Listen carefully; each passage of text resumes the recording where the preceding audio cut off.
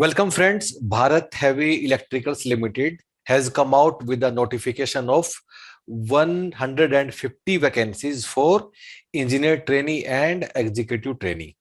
So within executive training, there are 10 vacancies for ETHR, Executive Training HR Officer. So guys, what we'll do today for this specific post of HR only, Executive Trainee HR for BHEL, what we'll discuss these things. Number one, notification के बारे में. Number two, will look at eligibility, कौन कौन eligible है, कौन कौन नहीं है. नंबर थ्री, एग्जाम पैटर्न और सिलेबस. नंबर फोर, सबसे इंपॉर्टेंट, कि कैसे तैयारी करना है. Time is very less. Exam is expected to be on 31st of October, जिसमें it is around a month only which is left. तो how you can prepare in such a short duration of time.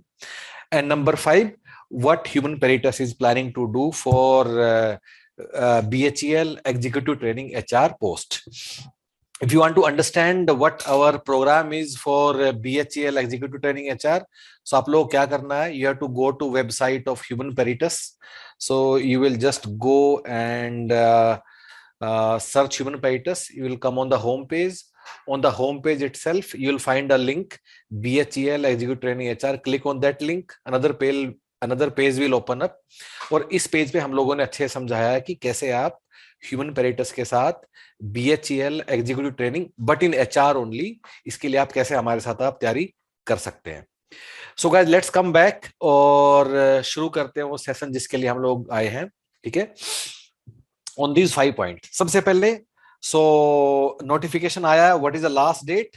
Last date is 4th of October. 4th of October. Exam कब expected है? So exam is expected on 31st of October. 31st of October exam is expected. So it's a tentative date. थोड़ा आगे पीछे भी हो सकता है, but this is a tentative timeline as of now कि 31st October को एग्जाम हो सकता है. सो 4th of October 2022 तक हम लोगों को अपना फॉर्म भरना है. ठीक है. नेक्स्ट थिंग गाइज, कि एलिजिबल कौन कौन है. सबसे पहले एज की एलिजिबिलिटी की बात कर लेते हैं. So upper age limit is 29 years. कब? On which day? So on 1st of September. So अगर आपकी डेट ऑफ बर्थ 1 सितंबर 1993, 1st of September 1993 से पहले की है तो आप एलिजिबल नहीं हो. अगर उसके बाद की है तो आप एलिजिबल हो. सो this is eligibility on the front of age limit. ठीक है. अब दूसरी बात कर लेते हैं, eligibility on the front of educational qualification. Educational qualification. So guys, इसके दो पार्ट हैं. एक हमने जो ग्रेजुएशन में किया, एक हमने जो पोस्ट ग्रेजुएशन में किया. सो ग्रेजुएशन किसी फील्ड में हो चलेगा, लेकिन you should have 60% marks in your graduation, overall marks. ठीक है. अब उसके अलावा, ग्रेजुएशन के अलावा आपको एक 2 साल का पीजी डिग्री या पीजी डिप्लोमा चाहिए. 2 साल का पीजी डिग्री या पीजी डिप्लोमा चाहिए. ठीक है. This PG degree and PG diploma has to be in these four subjects. या तो HRM में हो, या पर्सनल मैनेजमेंट में हो, या IR में हो, या सोशल वर्क में हो. सो गाइस, तुम्हारी डिग्री का नाम ही होना चाहिए मास्टर्स इन HRM, या master in IR, master in social work and so on. ठीक है. तो ये तो है वो लोग जो डायरेक्टली एलिजिबल है. इसके अलावा अगर आपने MBA किया है विद स्पेशलाइजेशन इन HR, अगर आपने MBA किया है और but with specialization in HR, तो आप भी एलिजिबल हैं. अगर आपने MBA किया है with specialization in personal management, तो भी आप एलिजिबल हैं. अगर आपने MBA किया है विद स्पेशलाइजेशन इन IR, तो भी आप एलिजिबल हैं. नाउ गाइज, अगर आपने MBA किया है, अगर आपने MBA फाइनेंस किया है, उसमें भी आपने HR के 2-4 सब्जेक्ट पढ़े होंगे, आप एलिजिबल नहीं है. इट्स वेरी क्लियर कि आपका स्पेशलाइजेशन HR, PM या IR में होना चाहिए, तभी आप एलिजिबल होंगे, अदरवाइज आप एलिजिबल नहीं है. सिमिलरली, अगर आपने MSW किया है, तो MSW में भी आपका स्पेशलाइजेशन इन 3 में से अगर किसी में है तो ही आप एलिजिबल हैं. सो गाइस एक बार सम अप कर देता हूं मैं, ये थोड़ा सा स्लाइटली कंफ्यूजिंग है ये, ठीक है। सो 2 ईयर पोस्ट ग्रेजुएट डिग्री या डिप्लोमा, ठीक है। सो कौन कौन एलिजिबल है? पहले वो लोग जिनका है master in PM, HRM, IR या सोशल वर्क, ठीक है। डायरेक्टली मास्टर इनमें होना चाहिए। या फिर अगर दूसरा ऑप्शन क्या है, आपने एमबीए किया है विद एचआर, विद आईआर या विद सोशल वर्क, या आपने एमएसडब्ल्यू किया again with HR, IR, social work, लेकिन this should definitely be your specialization. इसमें आपका स्पेशलाइजेशन होना चाहिए तभी एलिजिबल हो। कुछ कुछ लोग हैं जिन्होंने एमकॉम किया है, एमकॉम विद एचआर स्पेशलाइजेशन, आप लोग भी एलिजिबल नहीं हो। सिर्फ जो लिखा है यही लोग एलिजिबल है गाइज। ऐसे फॉर्म तो भी एक्सेप्ट हो जाएगा, बाद में वो लोग आपको निकाल देंगे, डोंट वेस्ट योर टाइम। जो यहाँ हम लोगों ने दिया सिर्फ यही लोग एलिजिबल है। बीएचईएल ने अपना एफएक्यू निकाला, उसमें काफी क्लियरली उन लोगों ने ये सब बातें लिख दिया है, ठीक है। अगली बात, आपका कोर्स फुल टाइम ही होना चाहिए, फुल टाइम।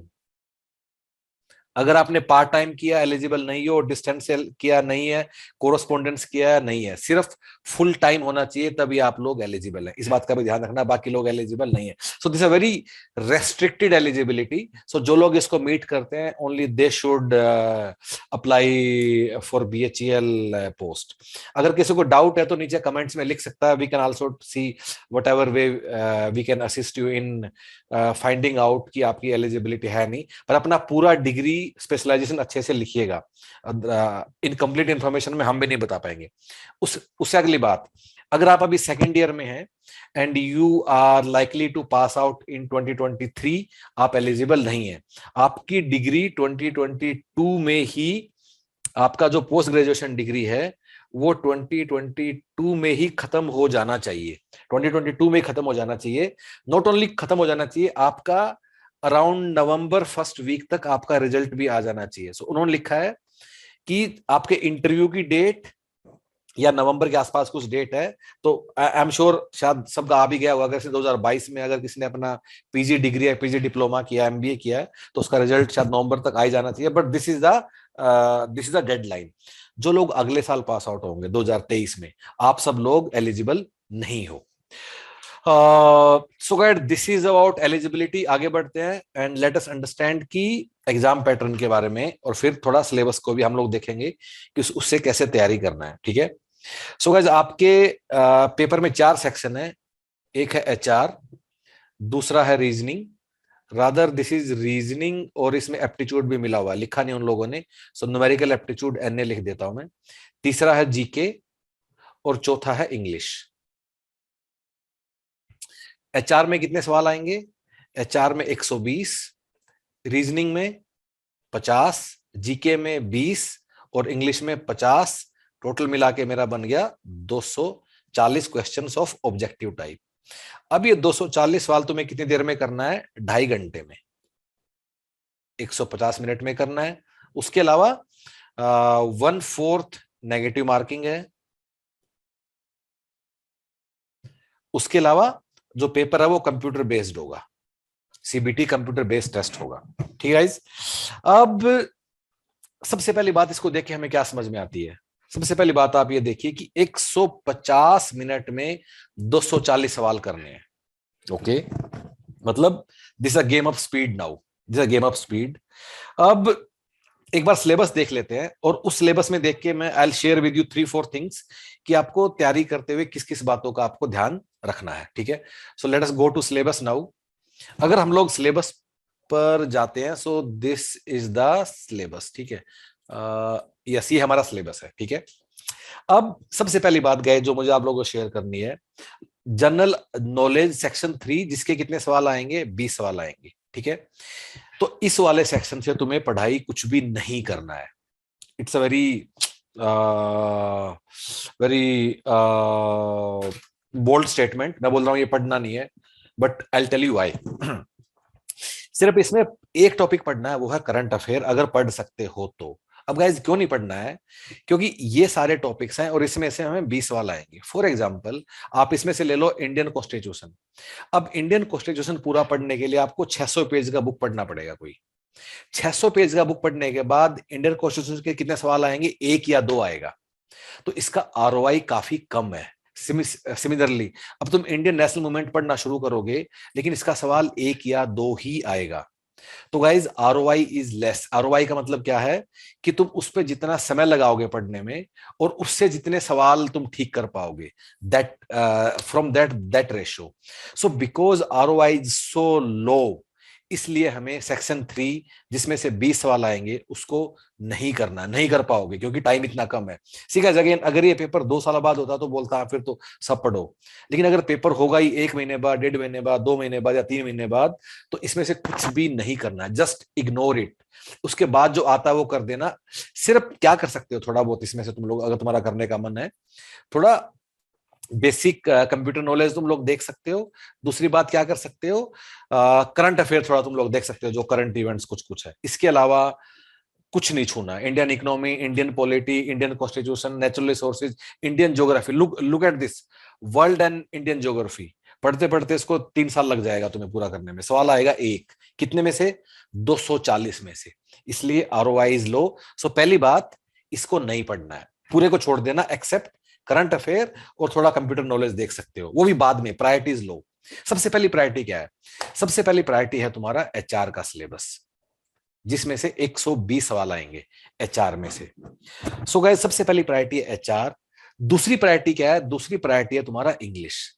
और तीसरी प्रायोरिटी क्या है?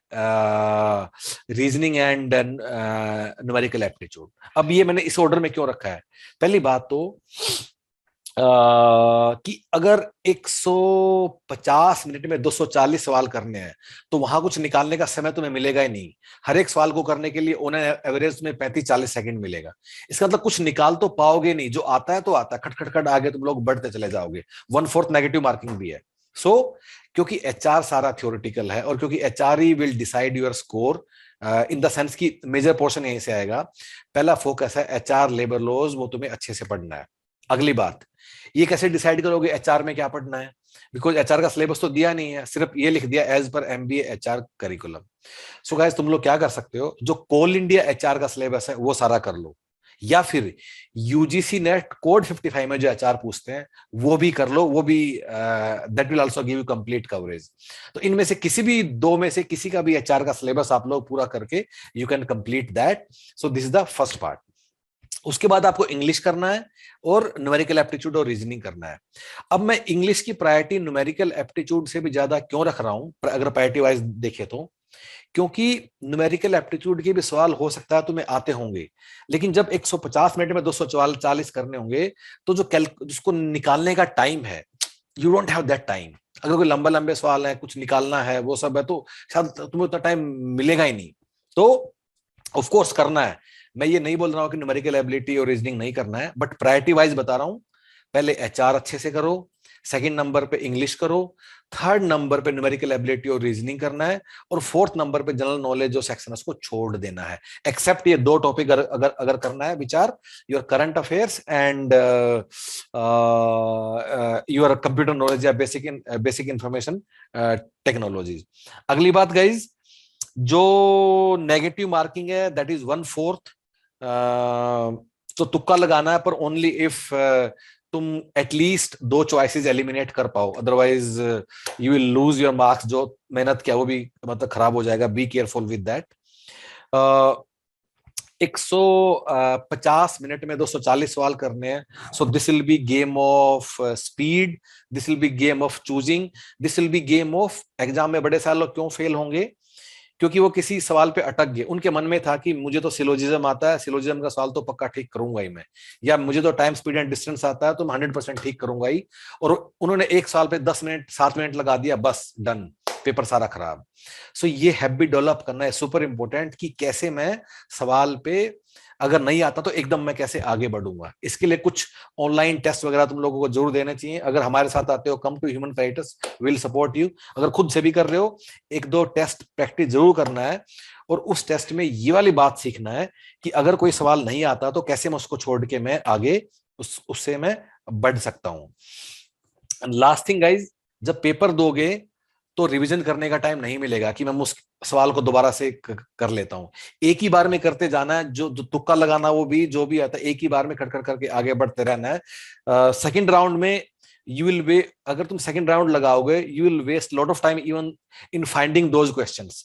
हालांकि कंप्यूटर बेस्ड टेस्ट में थोड़ा आसान होता है ढूंढना कि अनमार्क्ड कौन से हैं, स्टिल एक ही बार में try to pace up, try to see कि मैं अपना बेस्ट जो मतलब करके आ पाऊं। So guys, with this note, that's all for BHEL HR exam.